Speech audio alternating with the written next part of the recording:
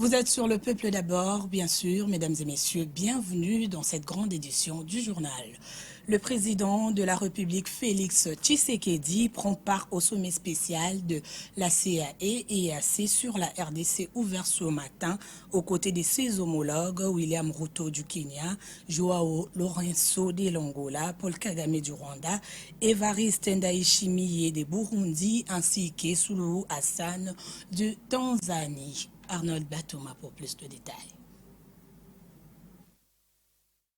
Le président William Ruto du Kenya, Joao Lourenço de l'Angola, Paul Kagame du Rwanda, Évariste Ndayishimiye de Burundi, Suluhu Hassan de Tanzanie, Félix Tshisekedi de la RDC ont répondu présents à ce rendez-vous. C'est le président Yoweri Museveni de l'Ouganda et Salva Kiir de Soudan du Sud sont représentés au niveau ministériel. À la séance publique d'ouverture, seulement 2 chefs d'État ont pris parole. Joao Lourenço, médiateur désigné de l'Union africaine, Évariste Ndayishimiye, le président en exercice de la CAE et EAC, ayant présidé le dernier sommet extraordinaire de cette institution sous-régionale le 4 février dernier à Bujumbura. Dans son allocution, le président angolais a déploré la détérioration de la situation sécuritaire sur terrain à la suite du refus de troupes terroristes du M23 appuyées par le Rwanda de se retirer des zones occupées comme l'exigeait le sommet du Luanda. Pour sa part, le président Évariste Ndayishimiye, tout en déplorant la reprise de combats et hostilités par le M23, ce qui a entraîné la légitimité réaction froidillante de la FARDC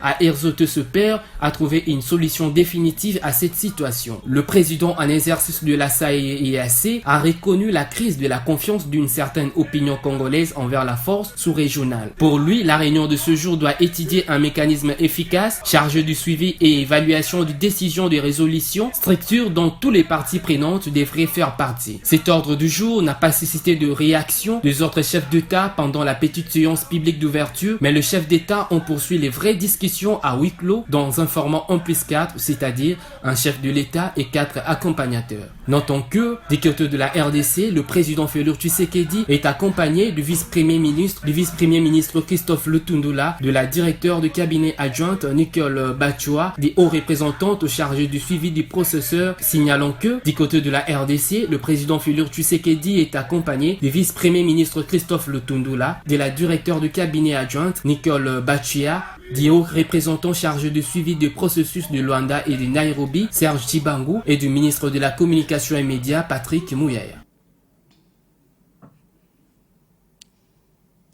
Le chef de l'État, Félix Tshisekedi, est arrivé dans la soirée de ce jeudi à Addis Abeba en Éthiopie pour prendre part à la 36e Assemblée générale de l'Union africaine qui s'ouvre le samedi 18 février. Suivez.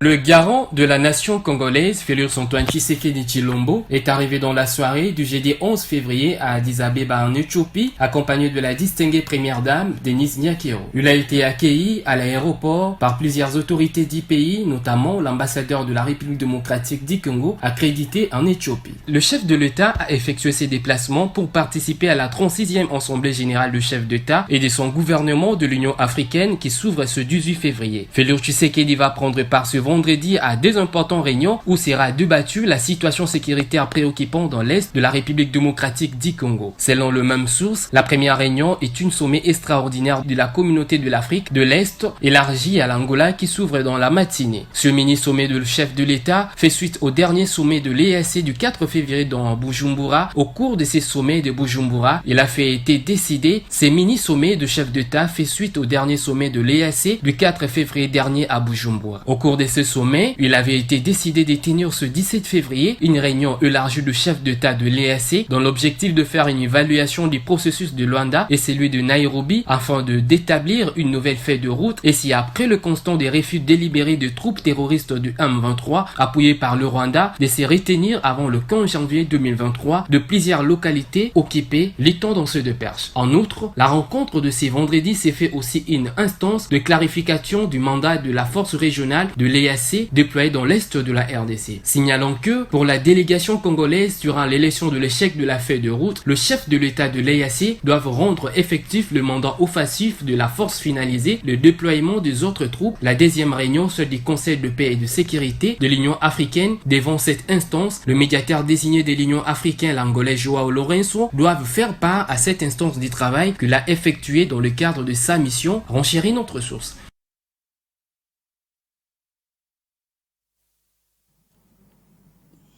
Toujours à la présidence, le numéro 1 de la République a pris part ce jeudi à la cérémonie annuelle de vœux de la Fédération des entreprises du Congo en qualité d'invité d'honneur. Images et reportages.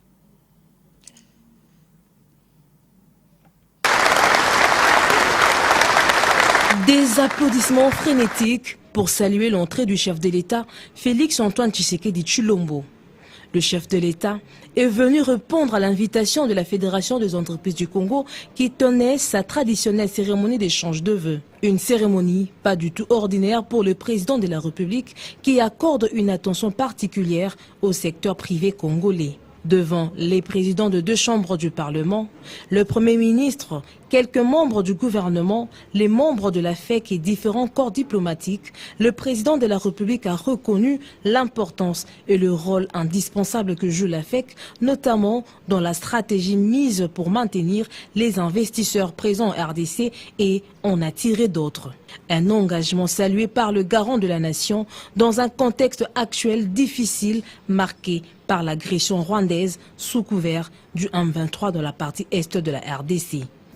Je profite donc de cette occasion pour encourager l'ensemble des opérateurs économiques pour le courage dont vous avez fait montre en maintenant dans notre pays vos investissements et vos activités dans un contexte difficile, marqué au niveau mondial par la crise sanitaire de la Covid-19, laquelle s'invite à la crise russo-ukrainienne et dont les conséquences dévastatrices des économies du monde entier ne sont plus à démontrer. Ma gratitude, c'est aussi et surtout en raison de la solidarité que vous n'avez cessé de témoigner au gouvernement en ce moment particulier où il s'évertue à apporter des réponses adéquates à la question vitale qui touche à la marche et à la survie de notre nation. Il s'agit de la paix et de la sécurité menacées par l'agression injuste et barbare de notre pays par le Rwanda sous couvert du mouvement terroriste du M23. Peu avant le discours solennel du chef de l'État à ses assises, c'était au président national de la FEC de dresser un bilan peu satisfaisant du climat des affaires en RDC, avant de transmettre ses vœux de santé, réussite et succès au président Félix Tshisekedi dans sa lourde tâche en cette période si délicate. Excellences, Monsieur le Président de la République, chef de l'État, les entrepreneurs de ce pays sont l'armée économique de ce pays à son service. De leur vitalité dépend la création de richesses locales, l'emploi et, in fine, le développement socio-économique à travers leur contribution à la valeur ajoutée locale. Excellences, Monsieur le Président de la République, une économie forte vous donnera les moyens d'avoir une armée puissante. Nous sommes prêts à nous battre dans l'équipe Congo. Nous le faisons déjà. Et je dois dire que nos entrepreneurs, au regard des défis quotidiens qu'ils relèvent, ont déjà démontré leur attachement à travailler et à rester au Congo. Mais, que de difficultés sur leur chemin, que d'obstacles à dépasser. Excellences, votre tâche est d'une complexité infinie et nous en avons conscience. De nombreux signes encourageants sont donnés de l'implication de votre gouvernement dans des politiques publiques ambitieuses pour le développement de notre pays. Mais malheureusement, après les annonces, l'exécution pêche souvent et trop d'annonces restent lettre morte. les principales observations sur les politiques économiques mises en place par le gouvernement congolais pour certaines réformes proposées, mais qui souffrent encore d'application, ont été notées avec attention par le chef de l'État, qui n'a pas manqué de rassurer son implication totale dans l'amélioration des climats des affaires en RDC. Parlons à présent de la CENI qui a décidé, après 25 jours de prolongation, de clôturer définitivement les opérations d'enrôlement dans la première ère opérationnelle ce vendredi 17 février. Janine Gamazita pour plus de détails. La décision a été annoncée par la rapporteure Patricia Ntseya au siège de la CENI à l'occasion du lancement officiel de l'enrôlement dans l'ère opérationnelle 3 comprenant cette province, à savoir Nord Kivu, Sud Kivu, Maniema, Ituri, Otuele, Bazuele ainsi que la Tchopo. S'agissant du monitoring réalisé au 15 février, la centrale électorale renseigne que sur les 18 698 541 personnes entendues dans 10 provinces, dont l'Équateur, Kinshasa, Nord-Ubangi, Sud-Ubangi, Kwilu, Kwango, Chwapa, Mongala, Maindombe ainsi que Congo central. 14 288 816 personnes se sont fait enrôler, soit 76,43%. Par ailleurs, la CENI fait savoir que la clôture définitive de la révision du fichier électoral dans cette ère opérationnelle se présente de la manière ci-après. La CENI est heureuse d'annoncer pour demain vendredi 17 février 2023 la fin de l'opération dans les 10 provinces constituant l'ère opérationnelle 1. Toutefois, cette fermeture se fera au cas par cas, suivant les procédures relatives à l'opération de révision du fichier électoral. En effet, à la fin du dernier jour prévu pour les opérations de révision du fichier électoral, 2 cas de figure peuvent se présenter. Le premier cas, tous les requérants détenteurs de jetons ou non qui se sont présentés avant 17 heures, heure locale, ont été enrôlés. Le centre d'inscription ferme définitivement ses portes au public. Deuxième cas, présence des requérants dans la file d'attente au-delà de 17 heures, détenteurs ou non des jetons. Le président du centre d'inscription, le PCI, leur remet un nouveau jeton en vue de leur enrôlement pendant le temps supplémentaire et dès le jour suivant jusqu'à l'épuisement des jetons distribués. La CENI signale que la commune de Maluku dans la ville-province de Kinshasa, avec ses 24 centres d'inscription qui ont fermé pour cause d'insécurité, seront ouverts progressivement selon que la situation sécuritaire s'améliore. Il en est de même du territoire de Kwamut dans la province du Maindombe. Deux sujets rwandais dont Yoshua Richam, âgé de 23 ans, et Kelly Sharif, de 20 ans, ont été arrêtés à Lubumbashi, chef-lieu de la province du Haut-Katanga, par le service de sécurité et présentés au maire de la ville, Martin Kazembe Choula. Suivez. Le service de la communication de la mairie de Lubumbashi confirme la nouvelle, précise que ces 2 Rwandais sont tous membres d'une même famille. Lors de leurs auditions, ces jeunes ont confirmé leur nationalité rwandaise après s'être enrôlés. Il y a peu dans cette partie sud-est de la République démocratique du Congo. C'est de l'infiltration pure et simple parce que l'enrôlement est gratuit, mais ça nous étonne de voir ce sujet rwandais qui se sont enrôlés calmement et paisiblement sans être inquiétés, tel est le propos du Martin Kazembe Choula, maire de la ville de Lubumbashi. Infiltration pure et simple. Tout d'abord, parce que l'enrôlement est gratuit. On ne doit pas le faire monnayer. Mais ça nous étonne de voir des sujets rwandais qui se font enrôler calmement, paisiblement, sans être inquiétés. Pourtant que les Congolais même sont en train de décrier par rapport aux difficultés qu'ils sont en train de rencontrer. En tout cas, nous lançons un appel à tous les agents de la CENI d'être vraiment vigilants. Le parti de ce jeune Rwandais vivant à Lubumbashi depuis quelques années. Cependant, les deux jeunes arrêtés ont passé respectivement 6 mois et 6 ans dans la capitale du Haut-Katanga. Signalons que le maire de la ville de Lubumbashi, Martin Kazembe, et son adjointe Joyce Itunda ont profité de l'occasion pour appeler la population à la vigilance. Ainsi, les 2 Rwandais sont détenus à la police nationale congolaise du Haut-Katanga en attendant la poursuite des enquêtes.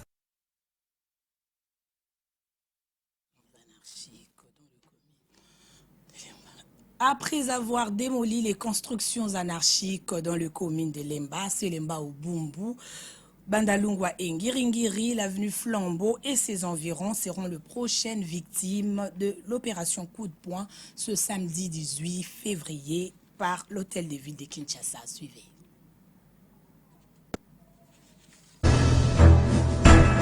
Les bulldozers de l'hôtel de ville de Kinshasa seront ce samedi 18 février sur le prolongement de l'avenue Flambeau et ses environs. Cela s'inscrit dans le cadre de la poursuite de l'opération Coup de poing initiée par le gouverneur de la ville-province de Kinshasa, Jontiningo Bilambaka, dans le cadre de Kinshasa Bopeto. L'hôtel de ville de Kinshasa appelle la population par un communiqué publié à prendre des dispositions nécessaires afin de se conformer aux prescrits de normes d'assainissement et de la protection de l'environnement de la capitale congolaise.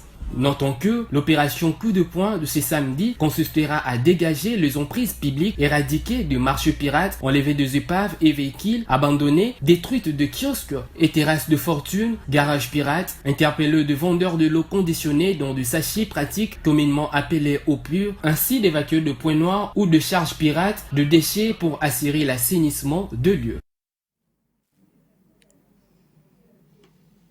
La République démocratique du Congo et la République centrafricaine affichent leur volonté de renforcer les relations, notamment par la relance des activités liées au transit et transport de produits pétroliers centrafricains par la RDC. Suivez ce commentaire de Gigal Kissassi. Le ministre centrafricain en charge du développement de l'énergie et des ressources hydrauliques, Arthur Bertrand Piri, séjourne à Kinshasa depuis ce jeudi 13 février 2023 et conduit une délégation composée d'Olivier Malibankar et Ernest Fortuné Bata, respectivement président du conseil d'administration et directeur général de la Société centrafricaine de stockage de produits pétroliers, SOCAS. Objet de sa mission est de superviser la signature des contrats de passage de produits pétroliers entre la SOCASP et la Sonaïdroc, Société nationale des hydrocarbures du Congo en sigle. Rappelons que la République centrafricaine RCA, étant un pays enclavé, s'approvisionne en produits pétroliers à partir de la République démocratique du Congo. Pour le directeur général de la Sonaïdroc, Marcelin Bilomba Mbale, il s'agit d'une opportunité à saisir à la fois pour consolider les relations qui existent entre deux pays d'une part et relancer les activités de transport de la flotte fluviale de la Société pétrolière nationale, longtemps restée en veilleuse, d'autre part.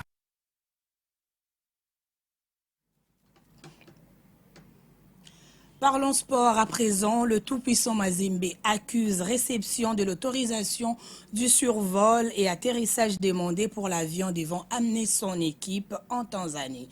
Le tout-puissant Mazembe remercie les autorités pour leur implication dans l'octroi de cette autorisation qui vient de lui parvenir. Le club tient par ailleurs à signaler qu'au moment où cette décision lui est parvenue, la délégation était déjà arrivée à Dar es Salaam et tous les joueurs et staff dans leur chambre d'hôtel après avoir pris quelques places à bord d'un avion régulier de Air Tanzanie.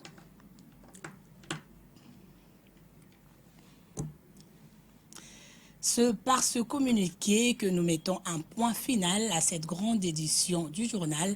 Merci à la grande équipe rédactionnelle pour la réalisation de celui-ci. Quant à moi, je vous dis au revoir.